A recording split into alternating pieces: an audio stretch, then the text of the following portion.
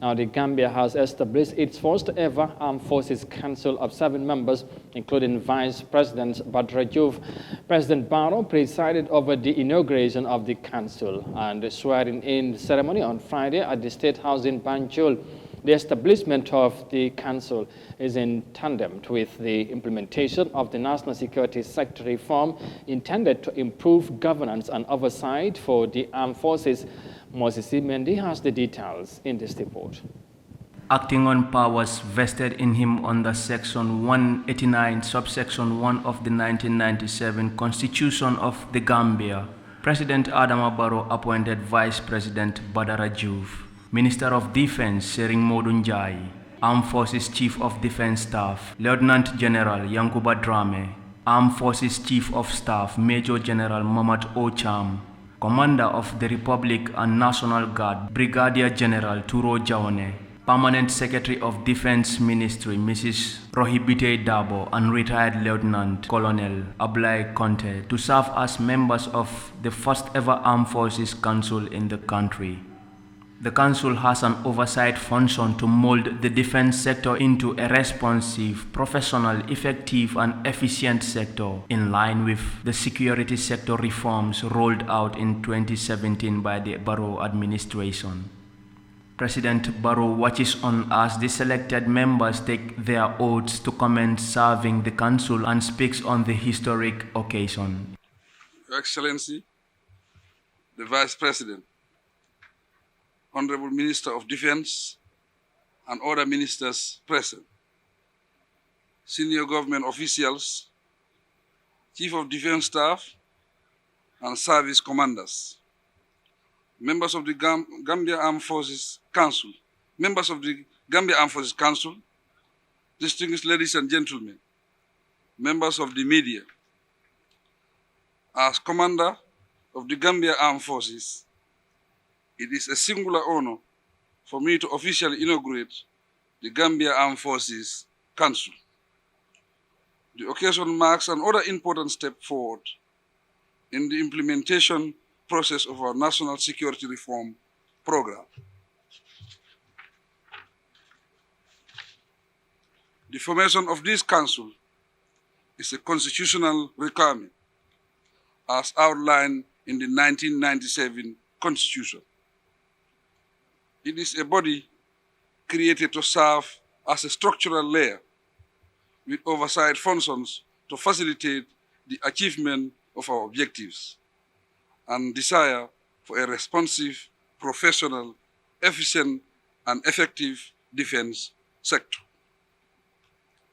It is a special sector exclusively dedicated to maintaining peace and stability in the country and safeguarding our sovereignty and territorial integrity. Of course, we acknowledge and appreciate their visibility in many other activities and programs of much importance. Distinguished ladies and gentlemen, this is the first ever Armed Forces Council established in the Gambia, which makes the event historic. I join the previous speakers, therefore, to congratulate each one member of the Council on their identification to sit on this important body. The selection of the membership was done in accordance with constitutional provision and was subjected to due scrutiny to ensure that the right choices were made. I hope with sincerity that all Council members will measure up to the trust and confidence reposed in them. The selection exercise and constitutional framework were informed by the realization that my government inherited a security apparatus that needed comprehensive review and a major structural and operational reform. My appeal for support to address the situation was well received at both regional and international levels, leading to the development of a UN Peace Building Fund security sector reform project to support the reform process.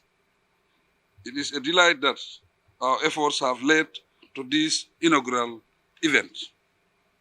Distinguished ladies and gentlemen, I believe strongly that the function of the Gambia Armed Forces Council, as contained in the 1997 Constitution, will significantly influence the checks and balances within the armed forces, while contributing to the observance of our democratic values in their daily operations. This is a daunting task, but I have no doubt that you have the wisdom and good judgment to conduct yourselves in ways that befit your status and responsibilities. This will help you to perform your tasks effectively and enable you to exhibit a high level of professionalism in the face of emerging security challenges. He said the decision to establish the Armed Forces Council was part of his government's desire to attain common political and economic stability aspirations in a sovereign democracy. Vice President Badara Diouf was speaking on behalf of the council members. The providence of the future council members does not lie in the AK-47, but lies in strong policies and programs which we would support the government to execute. And in trying to support the government to execute those programs and policies for the socio-economic development of this country, we must endeavor to make this institution, the armed forces, efficient, effective, and highly functional and agile. In so doing, we are tasked with the responsibility of enhancing their professionalism and professionality as members who should defend the territorial integrity of this country. Gone are the days when people with the AK-47 would continue to have their say on the political stage. It leads to a miscarriage of democracy and a dysfunctionalism of the Constitution and the instability of a country. He said time is ripe for mindsets and attitudes to change, assuring that the Council will continue to enhance the human capital of the armed forces by supporting the engineering, medical, and nursing wings of the force. The selection of the Armed Forces Council membership was done in accordance with the provisions of the Constitution in a highly scrutinized process. Moses Imendi, Eyeafrica News.